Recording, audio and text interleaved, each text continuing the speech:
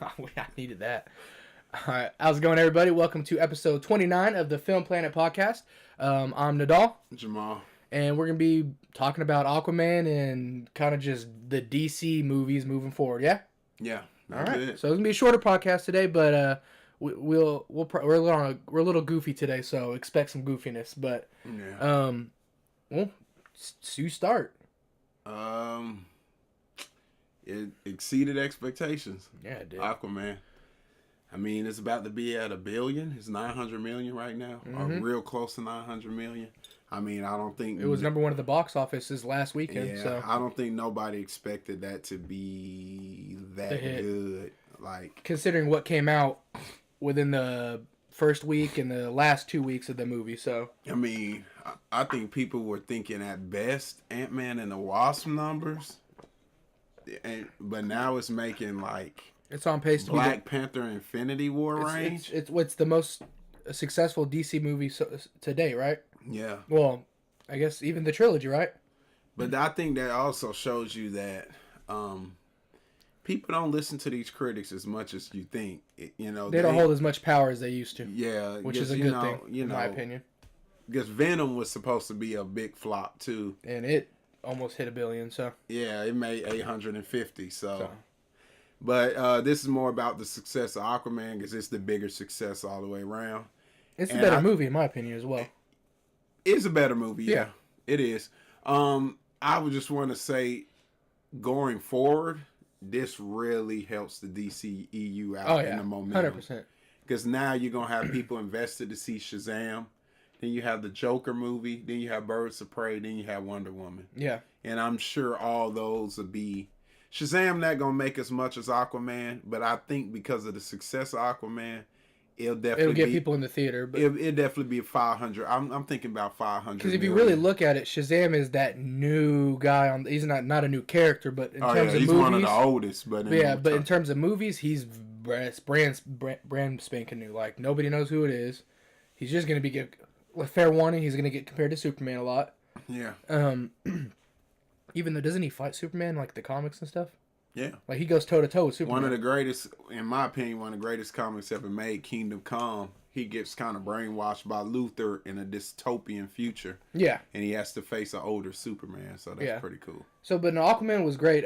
Something I want to point out early, we'll dive deep into it. Spoiler alert, by the way. We're probably going to be spoiling some of the movie. But this is the first time in a DC movie that the universe actually felt lived in. I know it sounds weird to say that. Yeah. But it didn't feel like everything was post-apocalyptic.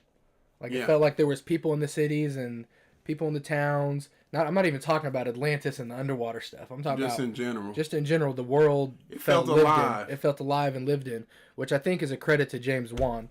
I don't think anyone at DC made that connection. I think it was just James Wan was like, you know what?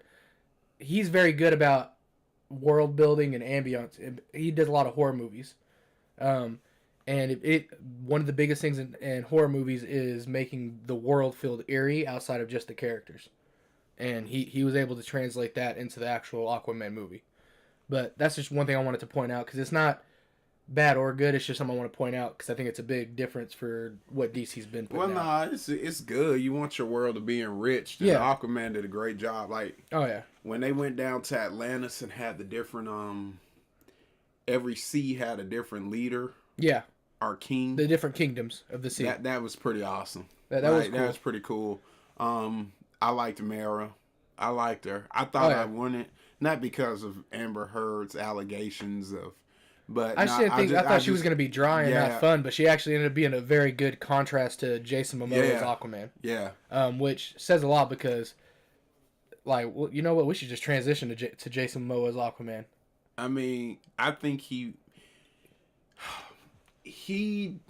because I'm gonna say he did for that role kind of what Hugh Jackman in the beginning did for Wolverine.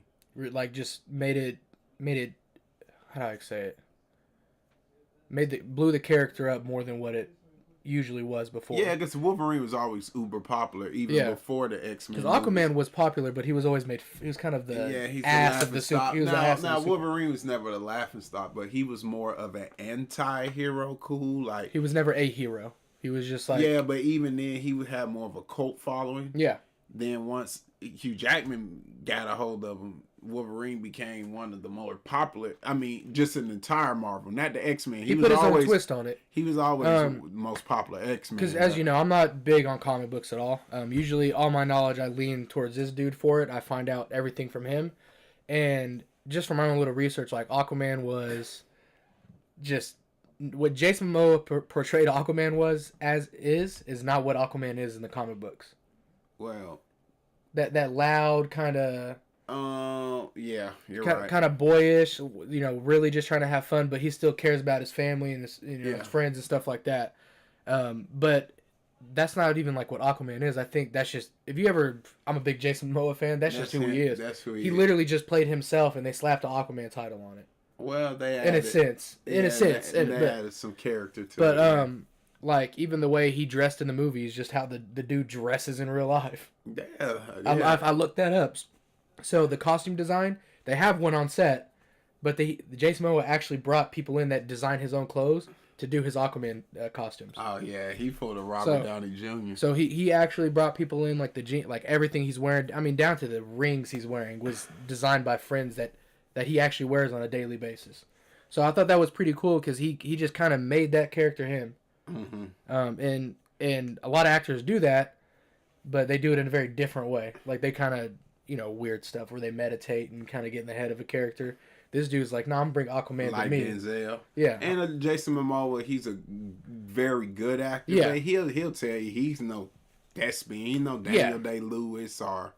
And that's kind of how I thought Aquaman was going to end up being, like a very thespian... good. And I'm happy it didn't. Because it worked for the movie. It worked for the movie. Black Manta was awesome. Black Manta was...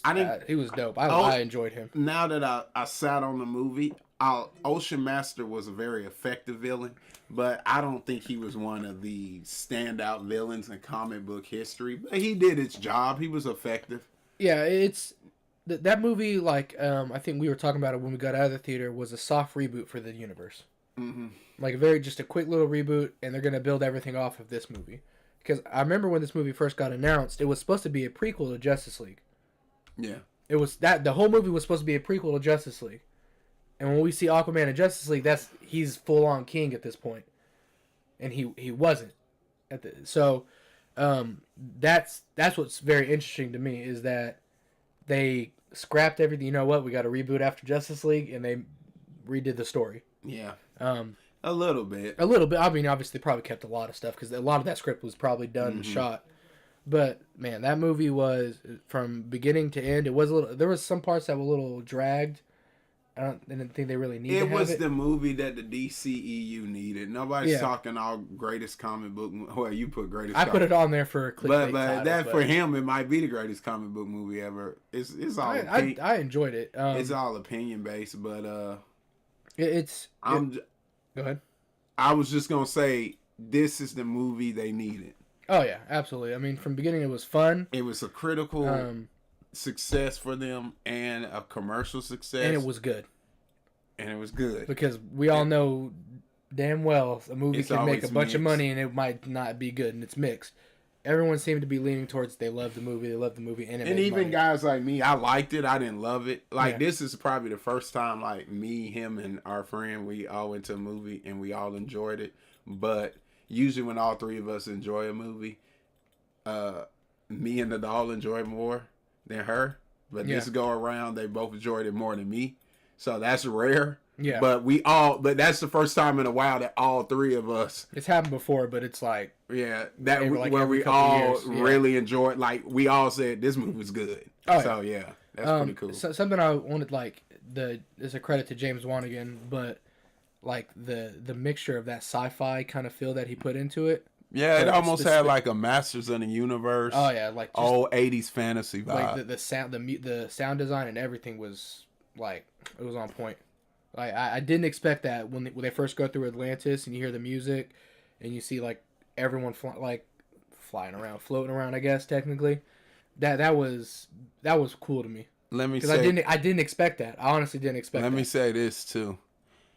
Something that this movie did better than the Marvel movies. I know a lot of people don't like when you compare, but that's just the way it is. That's the name of the game. We compare things. Man, the visual effects was better than. Oh yeah. Maybe with the exception of Infinity War and Iron Man 3 looked really good. The movie itself. Well, I looked like so. For example, the rooftop chase scene. A lot of that was practical. The visual effects in Aquaman look better than most Marvel movies. Yeah, they for real. Because James Wan went in there. He built a lot of practical effects. Man, and he clearly brought in some really good CG people to fill in everything. And the final battle, I thought it was going to be a CGI mess. Looking at you, Black Panther. Yeah. Look. Well, actually, really, a lot of the fights. It was Panther. A better film, in my opinion, but that final CGI battle was horrible. But also, the dude wearing Air Force Ones in one of your scenes. Come on now. But it wasn't Air Force Ones, but it was Nikes. Doesn't matter. He was wearing tennis shoes. But that scene where the Kraken or whatever it was.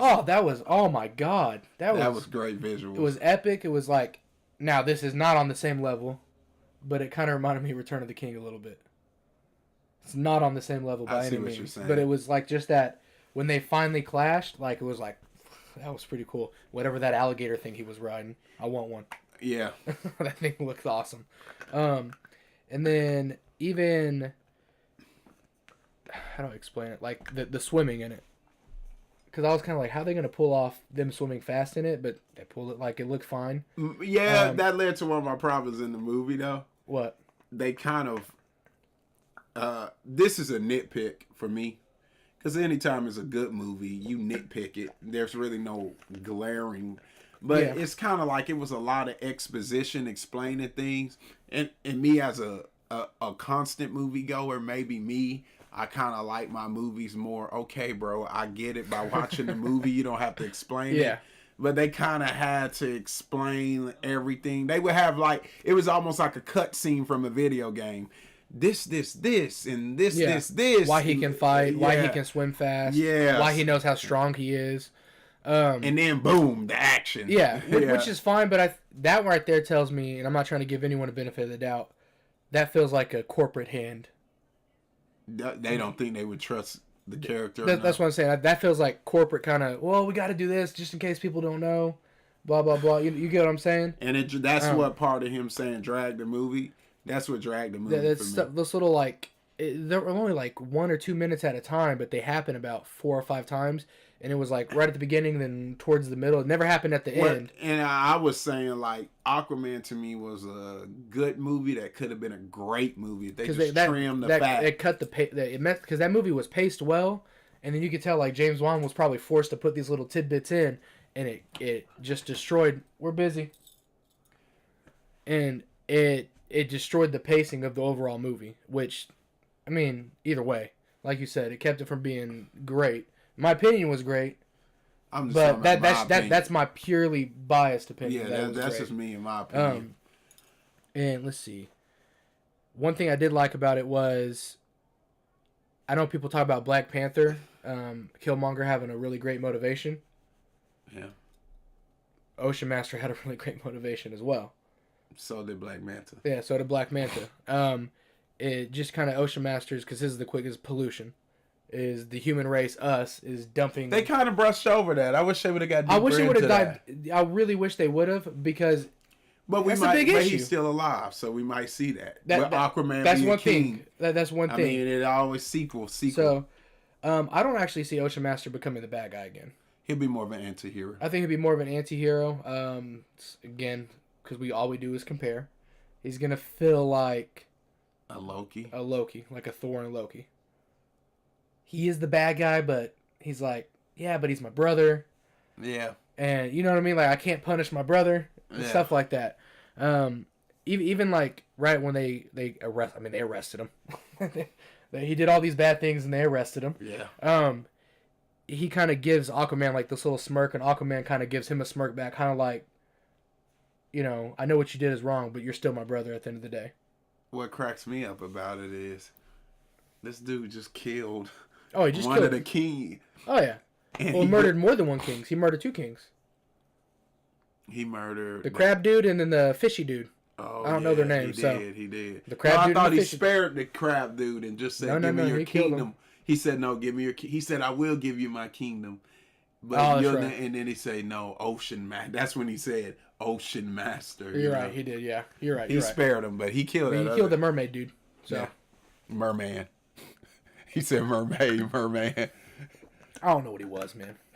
Yeah, it was a lot of, and it was a vast world. It was vast. Like you could pick up a book and try to learn about every kingdom. Because that right there, I honestly didn't expect that going to the movie. It's a globe-trotting movie.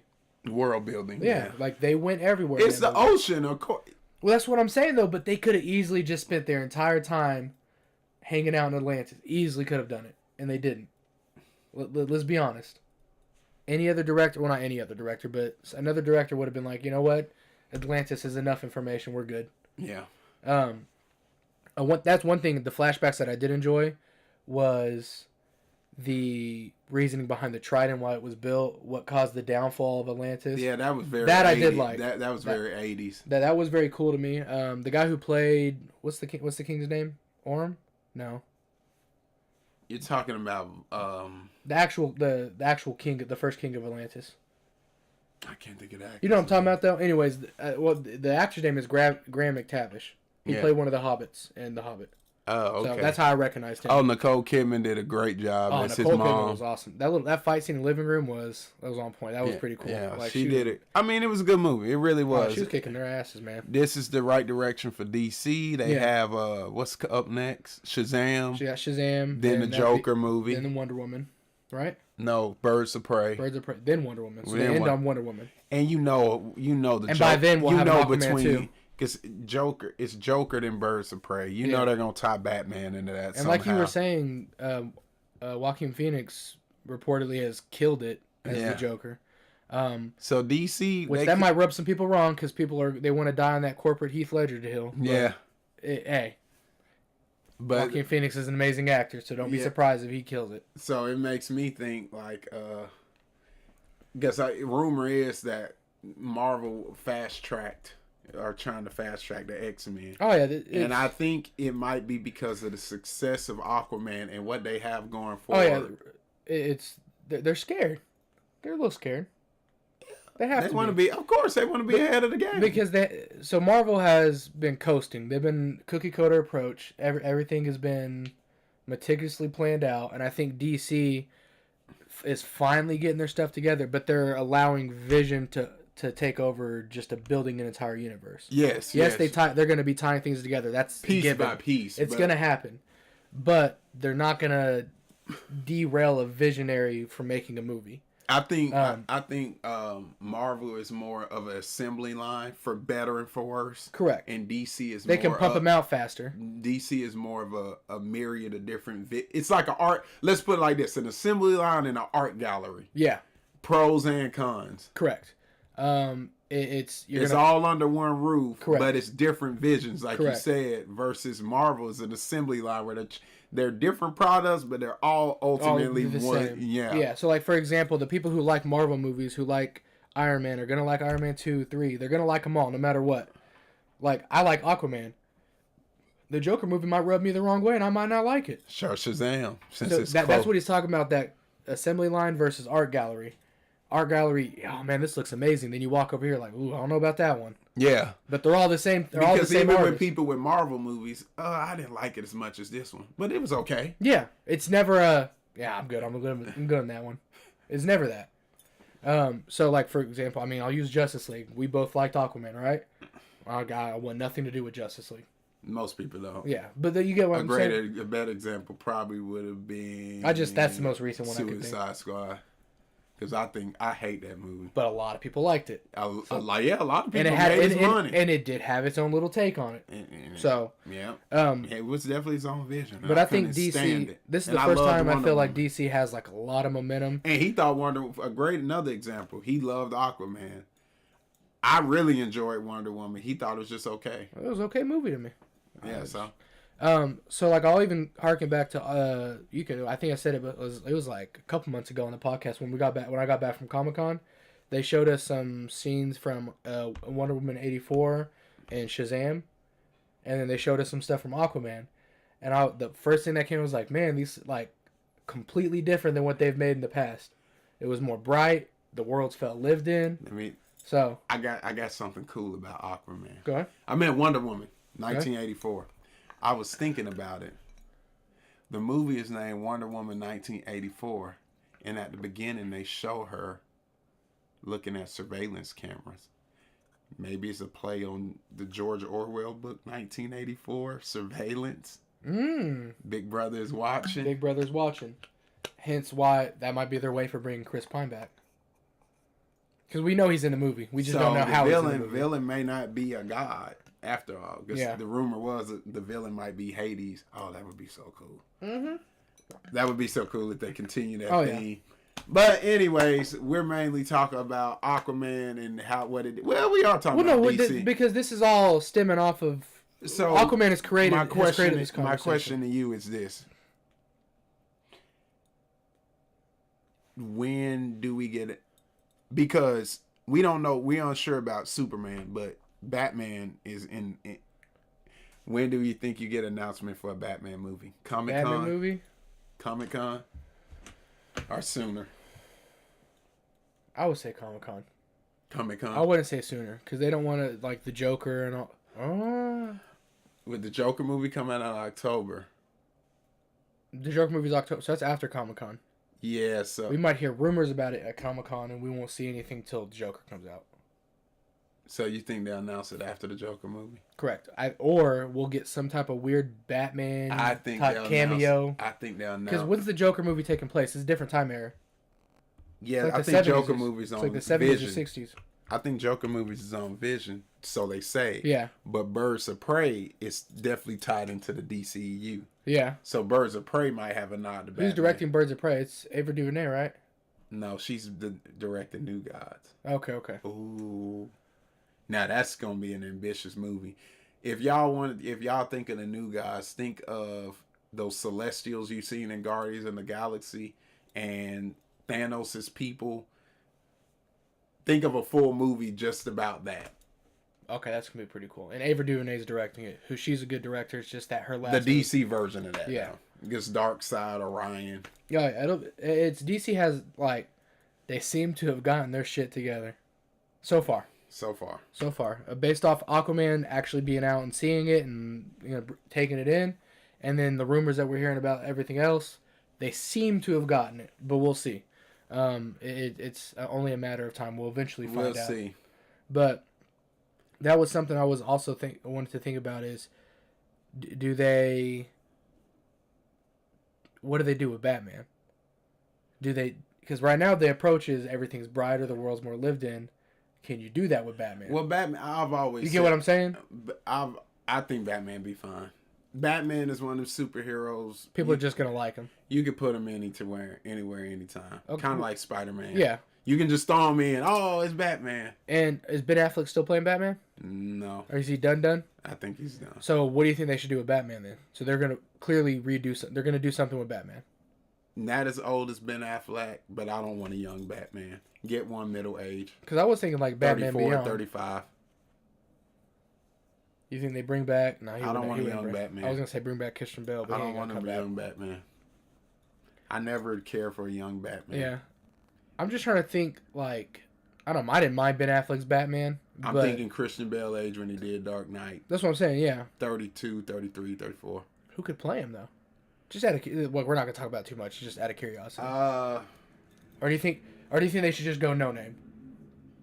You know who I thought about? Because it's Batman. You can go with a no-name. Hold on. I got a good one, everybody. Okay. He a little older, but he looks younger. Skarsgård. Ooh, really? Ooh, yeah, he could play him. Absolutely, he could play him. He got the suave, the debonair, but he looked like he got a dark side. True blood that ladies love. Mute. Tarzan in Tarzan, he could be real vengeful. We know he can bulk up. He has the chin for it. So, but do you want your Batman being bigger than Superman? Because Skarsgård's 6'6", Cavill's 6'4". Yeah, but Cavill is Cavill's built. Cavill's both built. That's what I'm saying though. Skarsgård is leaner. He's a lot leaner. Cavill's that it won't matter. It's the movies and it's CG. And they're bulky. Okay. Yeah, Anyways, the height doesn't matter. At the and they end of the both day. get women. But yeah, nah, but No, I just and then if they do go super young with Batman, which I don't think they will, I agree with you. I don't think they will. They should like Batman Beyond. yeah, it Like, could be his own vision. Go ahead and bring Ben Affleck back, and just have him as Old Man Wayne. I feel like that'd be a great way to. That might be the best way to do a soft reboot without having to be like, well, where'd the other Batman go? You get what I'm saying? Mm-hmm. Just Old Man Wayne, and then he's trained this guy to be Batman. I like that. So that might be the only way for them to kind of sell. This is a soft reboot. They mentioned Justice League and Aquaman. They can't just forget it at this point. They've already acknowledged it in the movie, which Hollywood has done it before, so it's not completely out of this world. But I think that might be the best way. Now, they can still go the 32, 34-year-old Batman, you know? I like the Batman Beyond because it could be his own singular Oh, vision. plus he was cool. It was awesome. It could be his own singular vision. But we'll see. I just feel like that might be the easy... That might be the writing loophole to make sure that you can keep, like, this is the new Batman, Ben Affleck's done. Mm-hmm. Do it for a movie, then you never have to talk about it again. Like, just literally kill off Old Man Wayne in the movie at the end. Yeah. So, that would be cool. Yeah. But they ain't gonna go do it. yeah, they're not that smart. At least we don't think they're that smart. Oh man, yeah. That- Are that scared? Or we could link this to them on Twitter and be like, hey guys, just letting you know. Yeah. Good idea. Kind of solves a lot of issues for I guess Marvel, they don't need my assistance. They're $1 billion. Yeah, they're the #1 franchise. But DC I always thought it would be cool for them, the Dark Phoenix and the upcoming Dark Phoenix Fox film, to have her kind of destroy that universe to tie into the X-Men. Yeah. But they probably won't do it. Hopefully, I hope I kind of want Dark Phoenix to be a success. To kind of, I love to see how movie studios kind of have to adjust. Because if Dark Phoenix, they thinking Dark Phoenix gonna flop. I'm telling you what they're thinking. Oh yeah. But if Dark Phoenix turns out to be a hit and a success, They're not gonna market it very much, by the way. Just but if it turns out to be a hit and success, do Disney just go for it and finish it out, or do they still reboot? I think you finish it out. If Captain Marvel ends up sucking, they're probably gonna have to finish it out. Captain Marvel's not gonna suck. I'm just saying, if it ends up sucking. Captain Marvel not gonna suck, but I'm just saying, if it ends up sucking, I think it might be let me say this, it might be the first Marvel movie. It's gonna make its money because it's Marvel. Everything's tied together. yeah. I think it might be the first Marvel movie that may not reach expectations of what they want. Yeah. Ant-Man exceeded expectations. Ant-Man and the Wasp was kind of what they asked for. That movie, it seems like it's going to make money, it's going to do good, but for what they want it to be, it's not that. Yeah. They want her to be the new centerpiece. And I don't see the buzz for it. Yeah. No, I agree. But we'll see. I mean, outside of that, all in all, Aquaman was fun.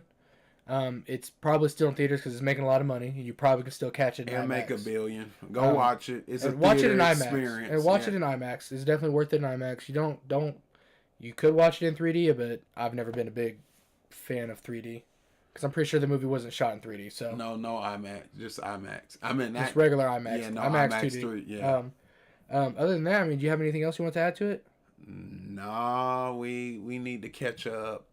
I guess we got to see Split's coming soon. Split. And Not we Split. got Glass.